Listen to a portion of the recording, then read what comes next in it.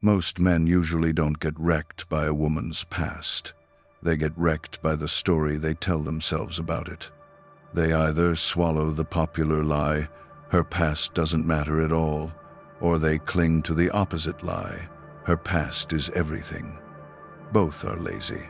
One makes you naive, the other makes you paranoid. And both lead to the same place. You committing to a woman you don't actually understand, then acting surprised when reality shows up after the honeymoon. Here's what's really going on. This isn't about policing morality or shaming women. It's about patterns, alignment, and honesty. A past isn't dangerous because it exists. It's dangerous when it predicts a present you're refusing to see. The question isn't, what's her number? The question is, what does her history reveal about how she handles desire, boundaries, accountability, and commitment? Because those traits don't magically reset just because she met you. And let's be honest, the culture pushes you into extremes. If you ask anything, you're insecure. If you ignore everything, you're evolved. Neither label will protect you when you're the one signing a lease, putting a ring on it, or bringing a child into the world. You don't need to be a detective. You need to be a grown man with standards. Standards aren't about judging her worth. They're about choosing the right partner for the life you want. If her story and her behavior don't match, your job isn't to argue her into alignment. It's to choose accordingly. And men do this self-deception for a reason. You feel something for her. You don't want conflict. You don't want to look insecure. You don't want to lose access to the connection, the attention, the intimacy. So you talk yourself out of your instincts. You tell yourself you're being mature by not asking questions. You call it confidence, but it's often fear with a better haircut. Then you sign a contract emotionally, financially, legally, without reading the fine print. And there is always fine print. Marriage isn't a vibe. Kids aren't a theory. A public relationship isn't just your feelings. It's your reputation, your peace, your time, and in the worst cases, your custody and your money. Divorce doesn't care that you meant well. It cares about paperwork. So when you ignore red flags early because you didn't want an uncomfortable conversation, you don't get a refund later. You pay with interest, and the interest is resentment, distrust, and years you can't get back. In this video, I'm going to make this practical.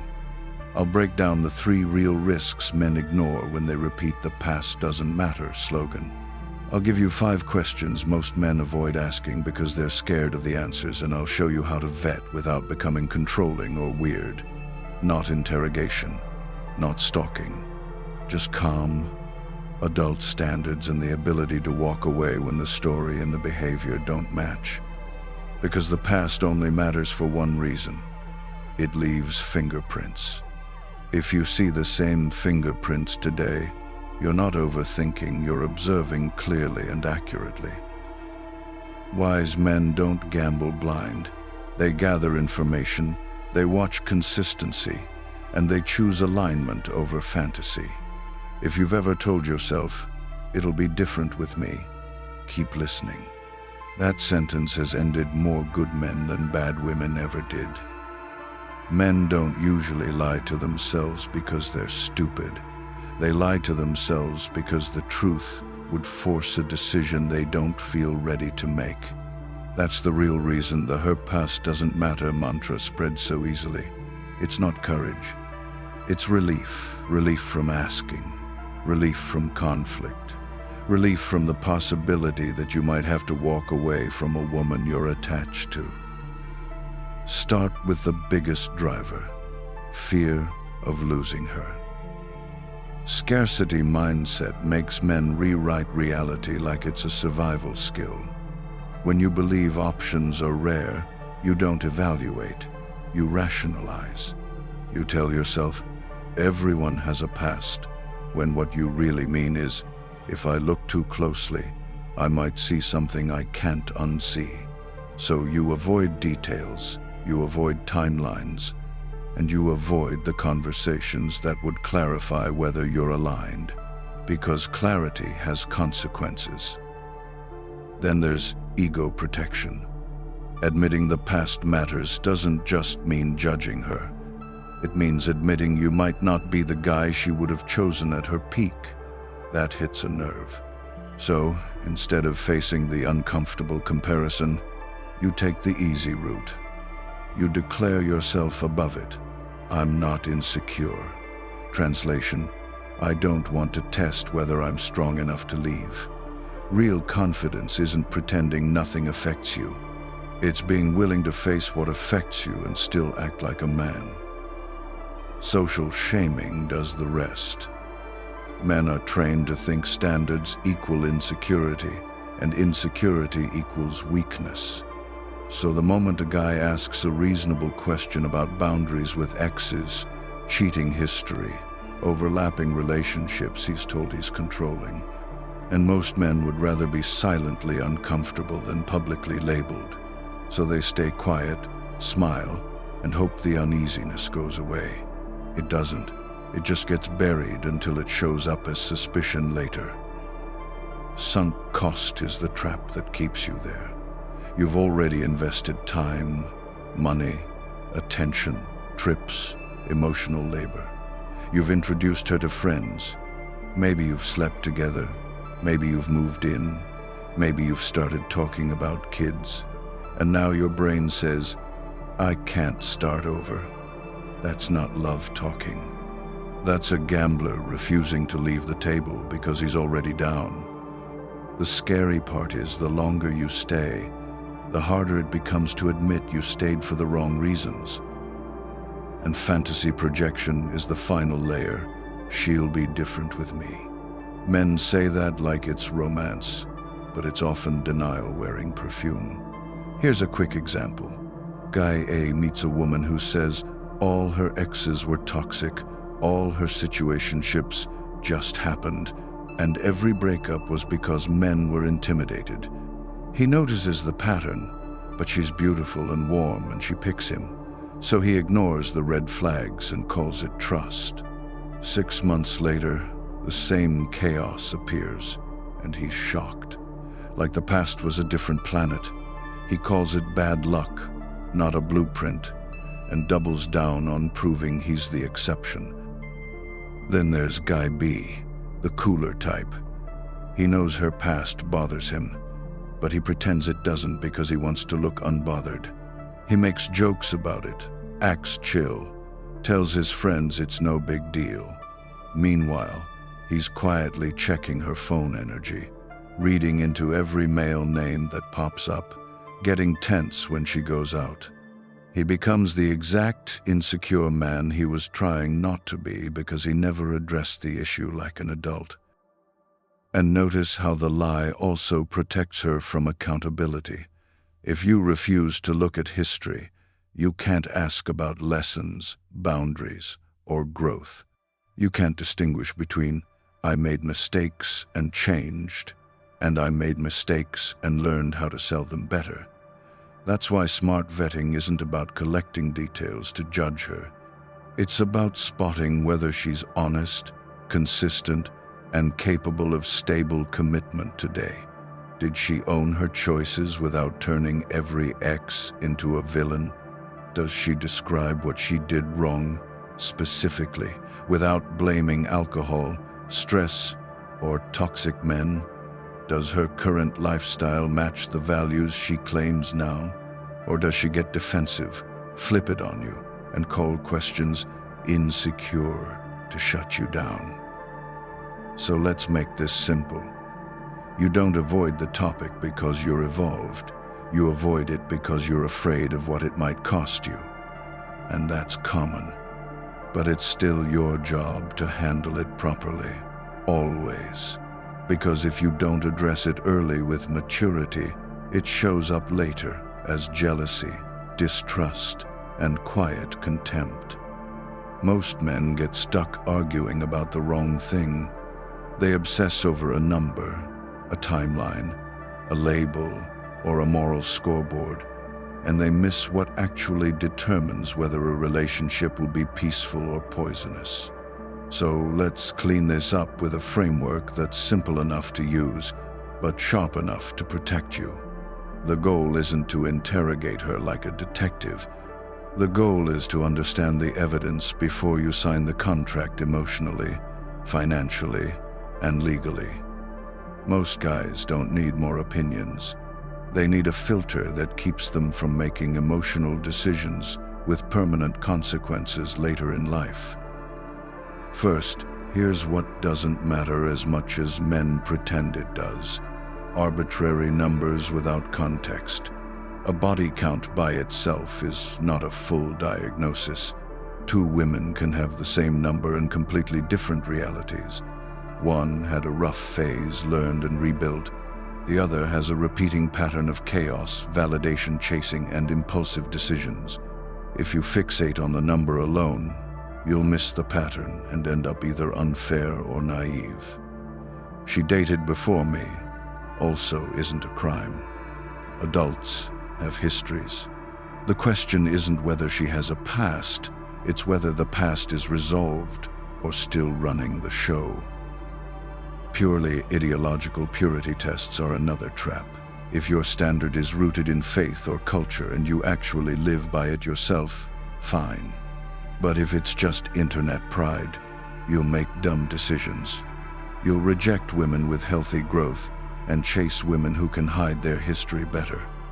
Also, never use the past as a weapon in arguments.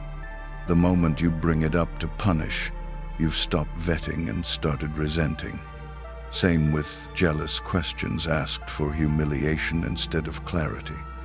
If your questions are designed to corner her, you're not building trust. You're collecting ammunition. Now, here's what does matter, because these are the indicators that actually predict whether her past is truly behind her. Number one is honesty and accountability. When you ask about her history, does she own her choices with specific responsibility, or does she rewrite the story so she's always the victim and every ex is a villain? A woman who can calmly say, "Here's what I did wrong, and here's what I changed," is rare.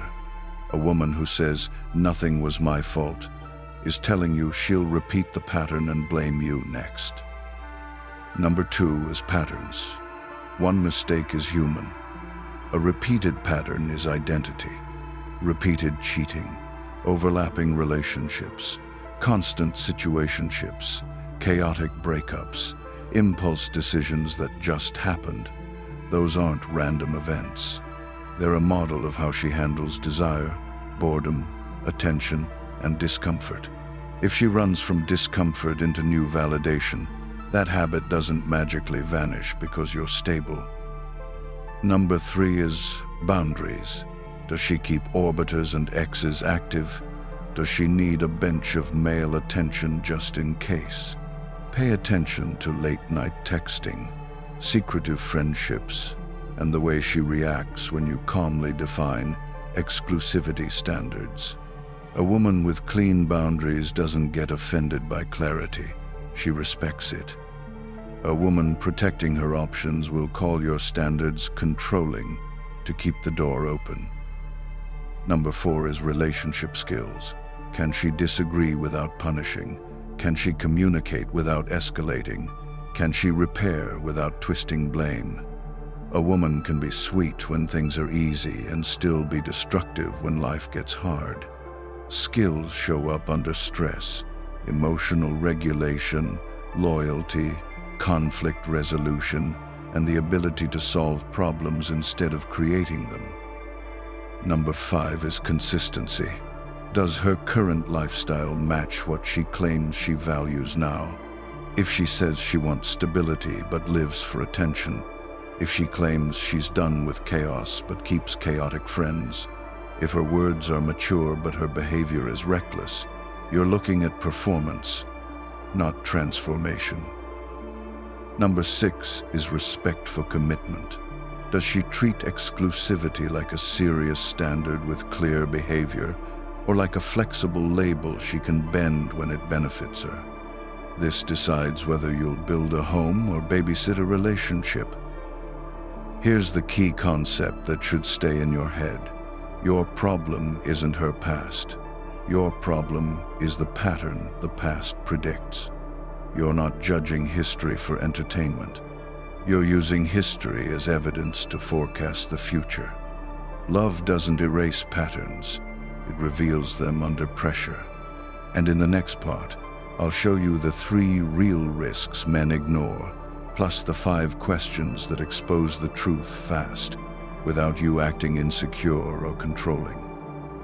Here's where we stop being vague and get brutally practical. Because the biggest mistake men make is thinking the danger is her past. It usually isn't. The danger is what her past reveals about your future and how much you're willing to ignore because she's pretty, affectionate, or finally choosing you. Most men don't pay the price during dating. They pay the price after the paperwork, after the lease, after the ring, after the baby. That's why you need to catch these things early, while you still have choices that don't involve lawyers and custody schedules. There are 3 real dangers men ignore, and once you see them, you stop getting distracted by irrelevant details. Danger 1: mismatch in values. This is the quiet killer. You might want legacy, loyalty, a peaceful home, and a woman who respects commitment as a serious standard. She might want freedom, attention, and emotional novelty, and she calls it living her truth. Neither of you is evil. You're just not aligned. The problem is men try to negotiate alignment with attraction. You can't. If her core value is external validation, she will eventually resent the structure you need to feel secure, and you will resent the chaos she calls normal. That marriage becomes a slow war over lifestyle. Danger 2: unresolved baggage. This isn't she has trauma, like it's a stamp of doom. Everyone has something. The question is whether she's dealt with it or she's dragging it into your relationship and calling it personality. Unresolved baggage shows up as exes still in the picture, emotional triggers that control the relationship, constant suspicion, a need to be chased, a need to be rescued, a need to feel desired by strangers. Some women are addicted to chaos because chaos feels familiar. Peace feels boring to them. If she only feels alive when there's drama, your stability will feel like a cage and she'll create problems just to feel something. Danger 3: trust erosion. This one is the most misunderstood. Trust doesn't die because of what happened years ago. It dies because of what's happening now. Secrecy, defensiveness, inconsistent stories, and behavior that doesn't match words. A woman can have a complicated past and still be trustworthy today if she's honest, consistent, and has clean boundaries. And a woman can have a clean past and still destroy you if she lies, hides, and flips the blame when you ask normal questions. The past is just the doorway. The present is what you live with. Now here's the part most men avoid: the questions. Not because the questions are evil, but because the answers force decisions. These questions aren't interrogation, they're adult clarity. And if you're afraid to ask them, you're not confident. You're gambling. Question 1. What did your last relationship end over, and what did you learn from it? You're not looking for a perfect story. You're looking for ownership. Does she say, "He was toxic," and stop there? Or does she tell you what she contributed, what she ignored, what she tolerated, and what she'd do differently? Accountability sounds specific. Blame sounds generic. Question 2.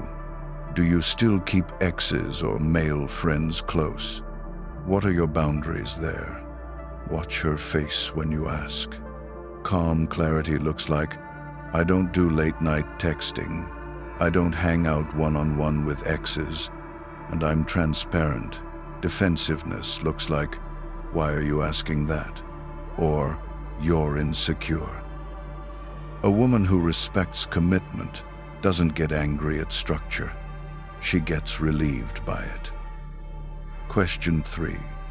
Have you ever cheated or overlapped relationships? What was going on in your life then? This is the one that reveals character fast. You're not asking it to shame her, you're asking it to see how she handles temptation and accountability. Someone who's grown will say, yes, and here's what I learned and how I changed. Someone who hasn't will deny everything, minimize, or justify. Be careful with, it just happened. Adults make choices. It just happened usually means, I refuse to own it. Question 4. What does commitment look like to you in daily behavior? This separates talkers from doers. Anyone can say, I want something serious. You want behavior, boundaries with men, honesty, consistency, communication, effort, conflict, rules. If she can't describe commitment beyond feelings, she's not ready for commitment, she's ready for attention. Question 5. What would make you walk away from a relationship even if you loved the person? This exposes values and maturity. A stable woman has standards: disrespect, lies, disloyalty, repeated broken trust. An unstable woman gives chaotic answers. If I feel bored, if I don't feel the spark, if you start controlling me, without defining what control actually is. Love without standards is just attachment. Now here's the part that separates smart men from emotional men. Watch how she answers, not what she says. Anyone can rehearse lines. I've changed. I'm different now. I learned my lesson. Those are words. What matters is the energy and the consistency. Accountability versus blame. Does she own her choices, or does she make herself the innocent victim of every story? Calm clarity versus defensiveness. Can she talk like an adult, or does she turn it into a fight to shut you down? Consistency versus rehearsed answers. Do her answers match her lifestyle, her social media, her friendships, her boundaries, her behavior over time? And don't ignore the most important sign. If she tries to make you feel guilty for asking reasonable questions, she's training you to stop asking them. That's not love, that's control through shame. Because again, most men don't discover the truth in the first month. They discover it after marriage, when the mask gets heavy and the consequences get expensive. That's why you ask early, not aggressively, calmly. Like a man who knows what he's building and refuses to build on mystery. So here's the part that actually protects you, because awareness without action is just entertainment. You don't need to become paranoid. You don't need to interrogate her like you're running an investigation. You just need standards, calm clarity, and the spine to follow through. That's it. Most men lose because they either avoid the truth or they try to force the truth. Neither works. You want to filter, not control. Step 1. Define your non-negotiables before you get emotionally attached. Values, loyalty, boundaries, lifestyle. Not the fantasy version of her, your real life. Do you want a peaceful home or a chaotic one? Do you need clean boundaries with exes and orbiters, or are you okay competing with just friends? Do you want a woman who respects commitment as a serious standard, or someone who treats it like a mood?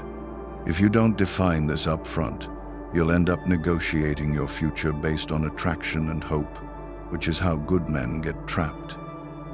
Step 2. Ask early, calmly, not in a suspicious way, in a grown man way. You're not accusing her, you're learning her. What did you learn from your last relationship?